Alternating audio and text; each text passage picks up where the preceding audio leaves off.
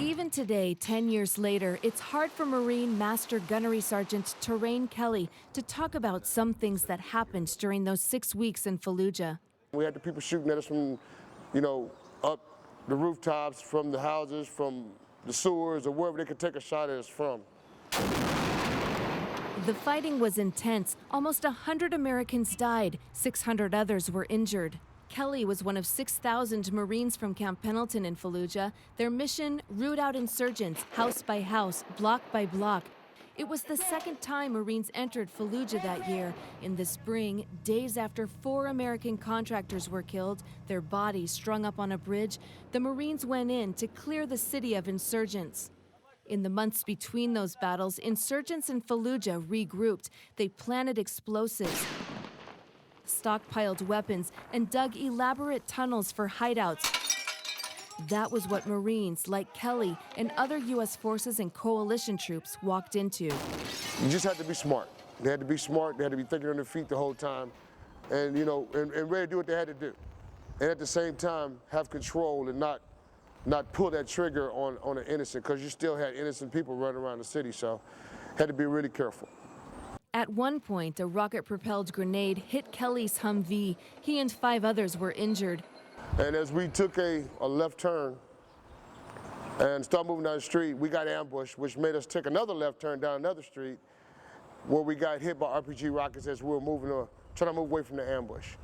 Miguel Carrasco was a 19-year-old combat correspondent. So my part was taking photos, documenting, telling the Marine stories while they were going through this big battle.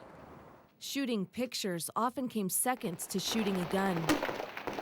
Sometimes they would need me to be an extra weapon, and I'd have to put down my camera, and which was the case a lot of the times.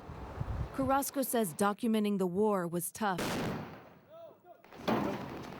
The Marines eventually took control of Fallujah and secured the region through 2010. Iraqi wounded 55, insurgents killed just over 2,000. Major General Lawrence Nicholson commands the 1st Marine Division now. He says the fight for Fallujah is just as notable as famous World War II battles in Iwo Jima and Guadalcanal.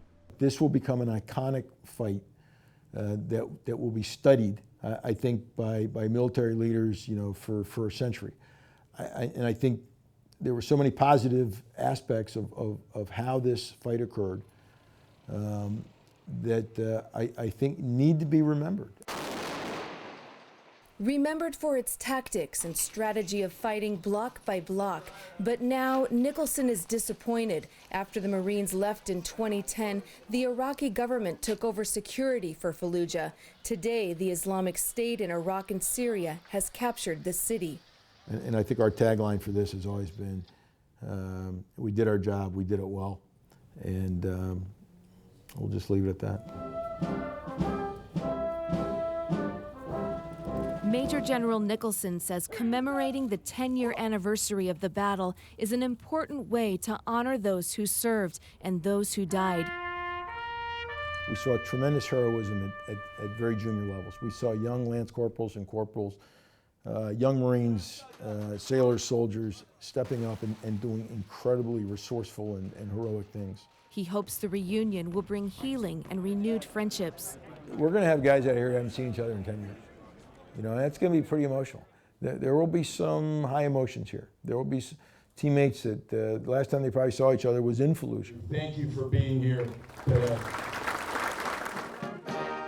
8 troops received the Navy Cross for their actions during the Fallujah battle. The Navy Cross is the military's 2nd highest award for valor in combat. Susan Murphy, KPBS News.